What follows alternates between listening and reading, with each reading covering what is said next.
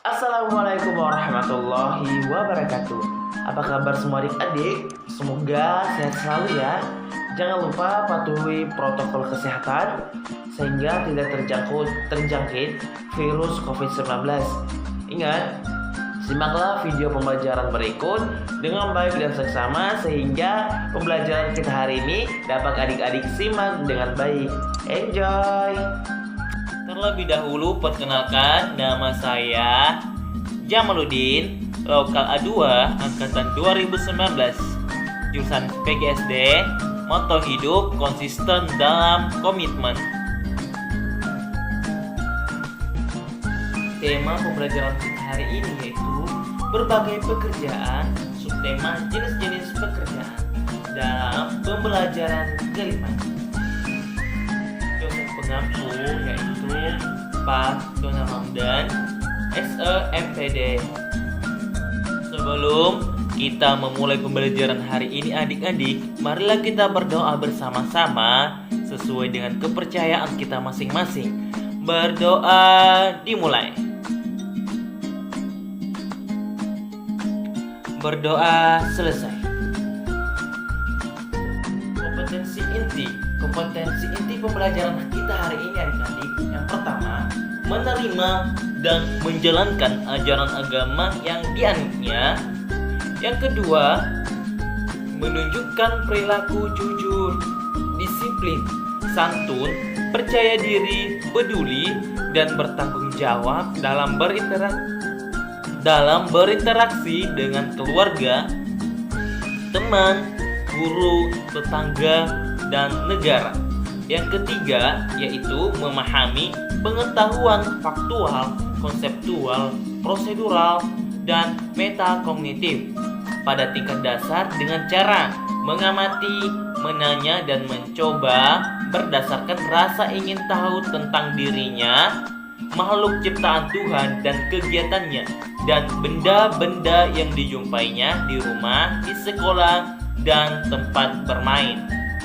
Selanjutnya kompetensi yang keempat yaitu menyajikan pengetahuan faktual dalam bahasa yang jelas, sistematis, dan logis, dalam karya yang estetis, dalam gerakan yang mencerminkan anak sehat, dan dalam tindakan yang mencerminkan perilaku anak bermain dan berakhlak mulia. Selanjutnya yaitu kompetensi dasar atau indikator pencapaian kompetensi. Yang pertama, 3.3 mengidentifikasi kegiatan ekonomi dan hubungannya dengan berbagai bidang pekerjaan serta kehidupan sosial dan budaya di lingkungan sekitar sampai provinsi. 3.3.1 mengidentifikasi jenis-jenis pekerjaan yang ada di lingkungan sekitar. 3.3.2 menjelaskan kegiatan pekerjaan yang ada di lingkungan sekitar. 3.3.3 memberikan contoh jenis-jenis pekerjaan di lingkungan sekitar. Tujuan pembelajaran kita hari ini adik-adik, melalui arahan dan tanya jawab oleh guru, siswa mampu memberikan contoh jenis-jenis pekerjaan yang ada di lingkungan sekitar dengan benar. Yang kedua, melalui arahan dan pembentukan kelompok oleh guru, siswa dapat menerapkan kegiatan diskusi tentang pekerjaan yang ada dalam teks cerita dengan penuh kerjasama. Yang ketiga, melalui kegiatan diskusi, siswa dapat mengerjakan hasil identifikasi tentang pekerjaan berdasarkan teks dalam lembar kerja siswa dengan benar. Selanjutnya kita masuk pada materi. Ada yang tahu apa itu pekerjaan adik-adik? Maaf, jawaban adik kurang tepat. Nah, baik, saya akan jelaskan. Pekerjaan itu merupakan semua aktivitas yang dilakukan oleh manusia untuk mendapatkan uang yang dapat digunakan untuk memenuhi kebutuhan sehari-hari. Nah, pekerjaan juga adalah segala sesuatu yang dikerjakan oleh manusia dengan berbagai tujuan. ada yang melakukan pekerjaan dengan terpaksa, ada juga yang melakukan pekerjaan dengan ikhlas. Dalam arti luas, adik-adik, pekerjaan adalah aktivitas utama yang dilakukan oleh manusia. Dalam arti sempit, istilah pekerjaan adalah sesuatu yang dilakukan oleh manusia untuk tujuan tertentu yang dilakukan dengan cara yang baik dan cara yang benar. Selanjutnya, apa sih tujuan pekerjaan itu, adik-adik? Nah, jawabannya kurang tepat loh, adik-adik. Baik, saya akan jelaskan. Tujuan bekerja adalah demi kesejahteraan sesama manusia dan mengelola alam sebagai pengurus yang telah dipercaya. Jadi tujuan bekerja adalah demi kesejahteraan sesama manusia. Apa manfaat dari pekerjaan itu, adik-adik?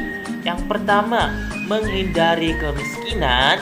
Yang kedua, memiliki pendapatan tetap. Yang ketiga, punya akses pada jaminan kesehatan. Keempat, banyak teman. Yang kelima, memberikan tujuan hidup. Jadi 5 ini adalah tujuan atau manfaat dari pekerjaan itu, adik-adik.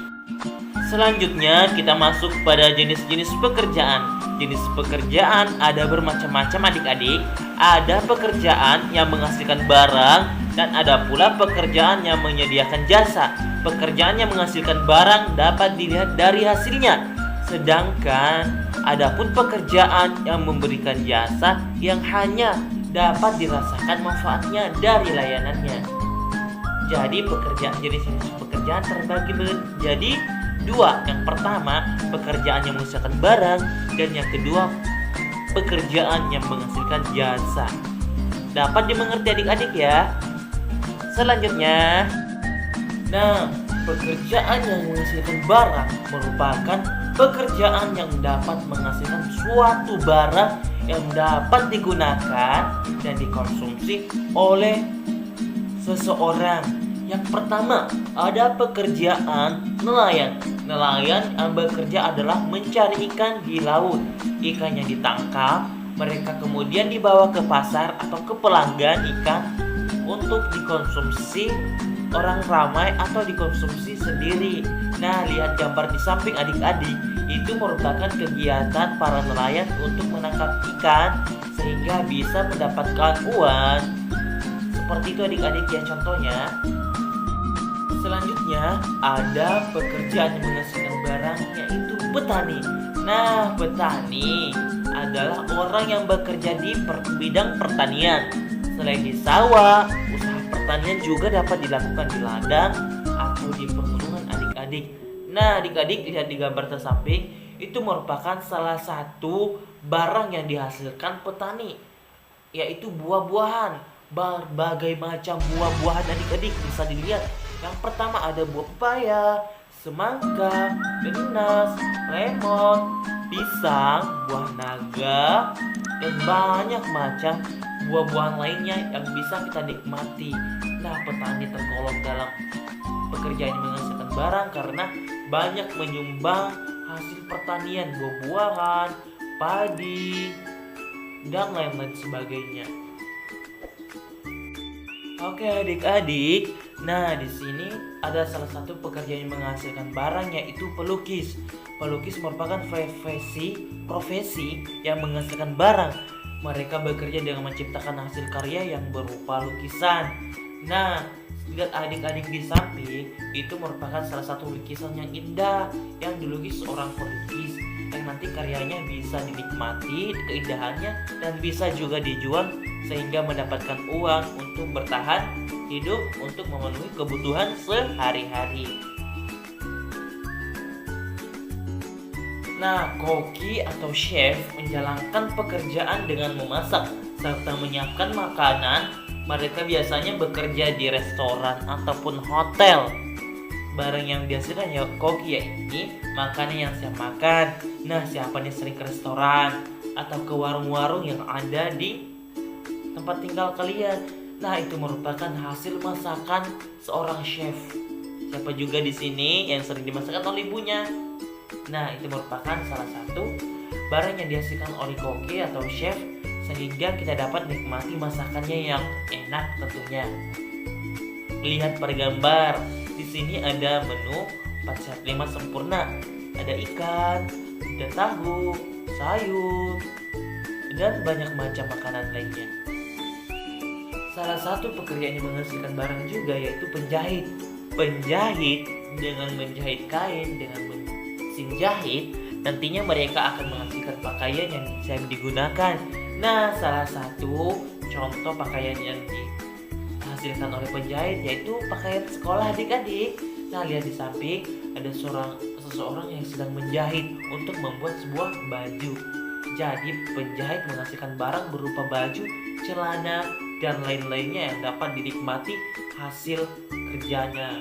Seperti itu adik-adik.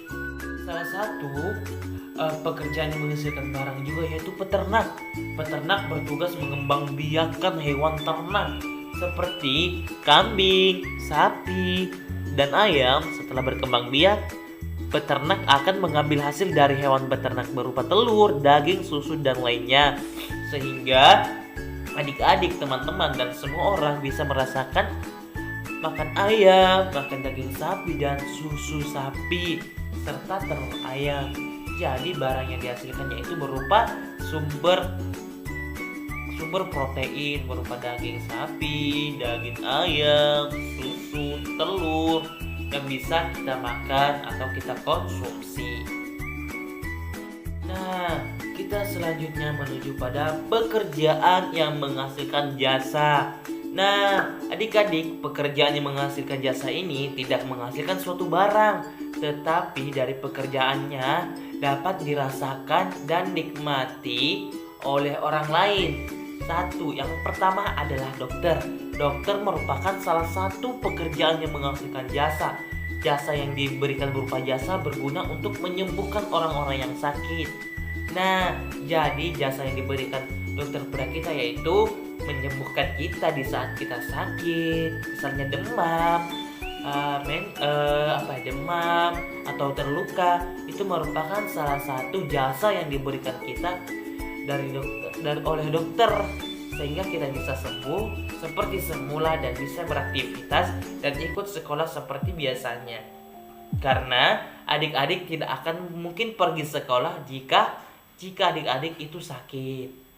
Siapa di sini yang bercita-cita ingin menjadi seorang tentara?